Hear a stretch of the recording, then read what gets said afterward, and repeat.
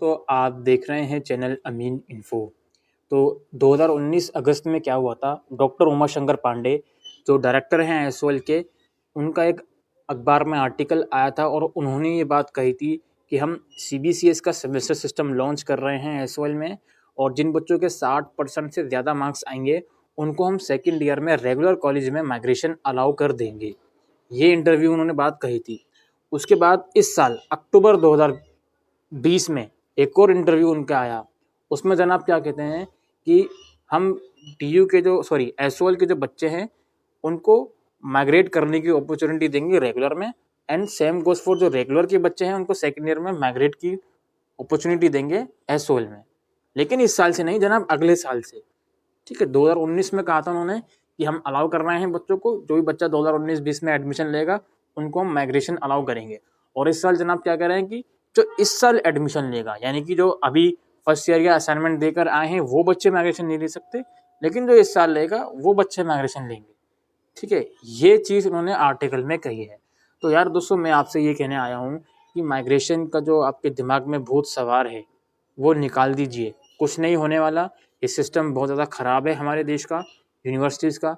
ठीक है, ground reality कुछ और है, और जो अखबार में जो हेडलाइन बनाने के लिए, ठीक है, जो कहते हैं ना कि जैसे यूट्यूब के ऊपर एक क्लिक बैट होता है, जैसे थंबनेल में कुछ, उसको हम ओपन करेंगे तो वीडियो में कुछ, यही चक्कर है सारा, और कुछ चक्कर नहीं है।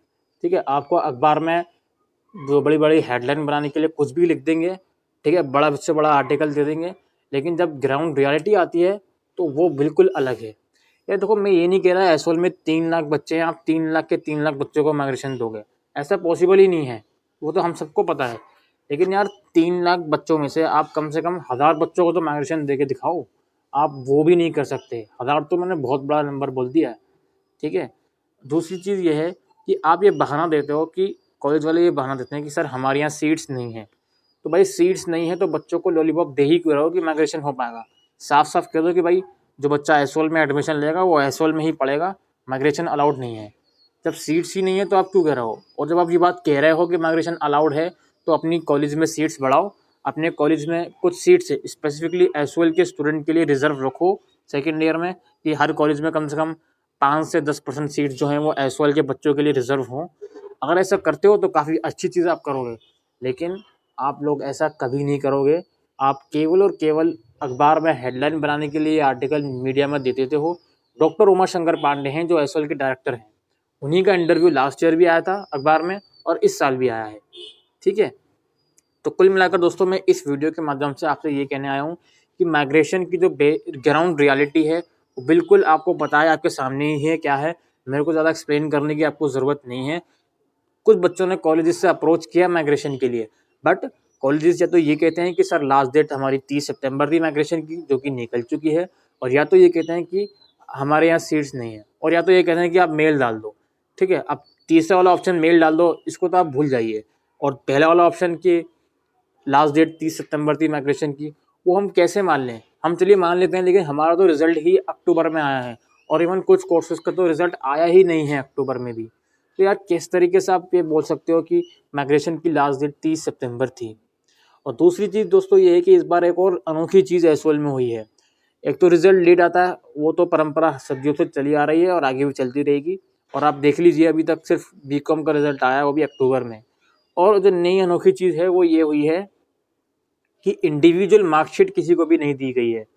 अब बच्चा जब असाइनमेंट देकर आया है तो बिल्कुल वो एक्सपेक्ट करेगा कि उसके पास उसकी मार्कशीट हो फर्स्ट ईयर की, लेकिन नहीं जी। इन्होंने क्या होशियारी करी कि एक पीडीएफ निकाल दी, उसी में सब बच्चों के रोल नंबर, मार्क्स के ग्रेड, सीजीपीए एक ही पीडीएफ में सब बच्चों के लिखे हुए हैं। भाई 100-200 बच्चे एक क्लासरूम में होते हैं तो पता लगता है कि हाँ जी कोई बात नहीं, पीडीएफ निकाल दो।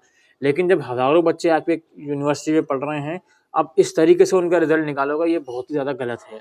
और रिजल्ट पर भी हम बात करें तो काफ़ी बच्चों ने असाइनमेंट सबमिट करे थे, उनको बिना वजह फेल कर दिया गया है। यार असाइनमेंट का मतलब क्या होता है?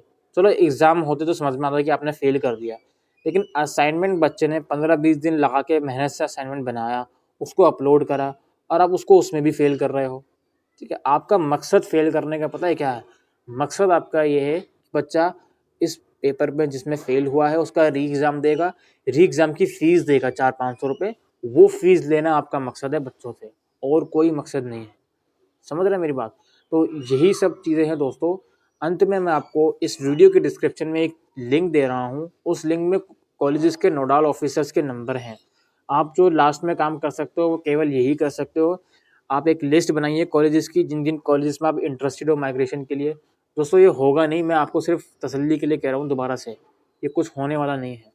मैं आपको जितनी मतलब बोलते हैं ना कि लास्ट टू लास्ट हेल्प कितनी कर सकते हैं, बस वही आपको देने की कोशिश कर रहा हूँ। मैं वीडियो के डिस्क्रिप्शन में एक लिंक दूंगा जिसमें कॉलेजेस के नोडल ऑफिसर्स के नंबर्स हैं, आप उनसे कांटेक्ट करिए।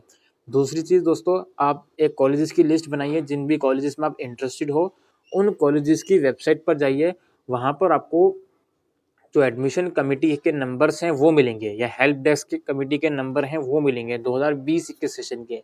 अब दोस्तों ये काम बिल्कुल आपका है। अब आप माइग्रेशन लेना चाहते हो तो आपको थोड़ा बहुत मेहनत करनी पड़ेगी। गूगल पे सर्च करके कॉलेज का नाम, उसकी वेबसाइट खुल जाएगी, एडमिशन के सेक्शन में जाना, एडमिशन कमेटी का नंबर निकालना और उनसे कांटेक्ट करना कि मैम या सर, मेरे फर्स्ट ईयर में इतने मार्क्स आए हैं, मैं एसओएल से हूँ, सीबीसीएस सेमेस्टर सिस्टम से मैं आया हूँ, मुझे आपके कॉलेज में माइग्रेशन चाहिए, तो मुझे उसके लिए क्या क्या करना पड़ेगा। ठीक है, मेरे अकॉर्डिंग बिल्कुल भी चांस नहीं है माइग्रेशन के, हर कॉलेज कुछ ना कुछ बहाना करके आपको मना ही कर देगा, लेकिन फिर भी जितनी हेल्प हो सकती थी उतनी मैं करने की कोशिश कर रहा हूँ, यही कि आप लोग कर सकते हो। और जो अनोखी चीज़ क्या करी इन्होंने, मार्कशीट तो आपको दी नहीं। अब कॉलेजेस वाले, सपोज करो एक पर्सन अगर एक कॉलेज अलाउ भी करता है माइग्रेशन, तो वो कहेगा सर जी मार्कशीट लाइए, तो मार्कशीट आप कहाँ से लाओगे? क्या आप वही वाला पेज निकाल कर इनको दोगे जिस पर आपके मार्क्स हैं, आपके अलावा बाकी बच्चों के भी मार्क्स हैं?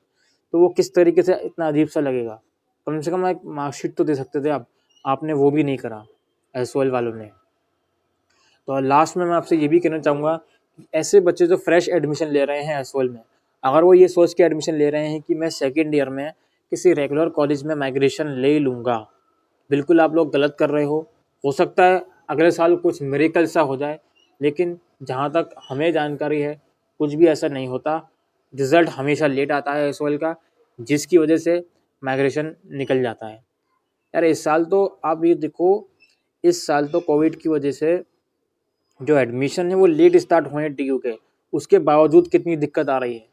अगले साल की अगर हम बात करें, नॉर्मली एडमिशन इनके अगस्त तक ख़त्म हो जाते हैं और रिज़ल्ट कब आता है? अक्टूबर तक, नवंबर तक। अभी तक रिज़ल्ट नहीं आया है फर्स्ट ईयर वालों का। अगर आप नए बच्चे इस वीडियो को देख रहे हैं तो मैं आपको बता दूं कि फर्स्ट ईयर के वालों बच्चों ने जुलाई में असाइनमेंट सबमिट करे तो उनका रिज़ल्ट नहीं आया है अब तक, केवल बीकॉम का आया है और बीकॉम ऑनर्स का। तो अब अंदाज़ा लगाइए कि इस साल की सिचुएशन में माइग्रेशन पॉसिबल नहीं हो पा रहा, जबकि एडमिशन भी लेट हो रहे हैं, तो अगले साल क्या पॉसिबिलिटी होगी? मुझे नहीं लगता। तो कुल मिलाकर मैं आपसे यही कहना चाहूँगा कि जो नए बच्चे एसओएल में आ रहे हैं, वो बच्चे ये सोच के बिल्कुल भी ना आएँ कि मैं माइग्रेशन ले लूँगा सेकंड ईयर में। उससे बेहतर है कि किसी और यूनिवर्सिटी में आप रेगुलर में अगर पढ़ सकते हो तो वहाँ जाकर पढ़ लो, अगर यही सोच के रेगुलर के सोच के आ रहे हो तो। ठीक है, बाकी एसओएल में पढ़ना है तो मोस्ट वेलकम, आप आ सकते हो, पढ़ सकते हो यहाँ पे। रिजल्ट का थोड़ा इशू है, ठीक है, लेकिन केवल एसओएल में पढ़ना है तो आप इसके लिए यहाँ पर आ सकते हो। ठीक है, तो यही इशू है दोस्तों जो मैं आपको बताना चाहता था कि माइग्रेशन का अपने दिमाग से निकाल दीजिए, कुछ नहीं होने वाला। केवल एक लॉलीपॉप थी, वो बच्चे को दी जाती है चुप करने के लिए, बस वही काम कर रहा है और कुछ नहीं है। अखबारों के हेडलाइन बनाने के लिए काम कर रहा है और कुछ नहीं है। अभी के लिए वीडियो में इतना ही। Thank you.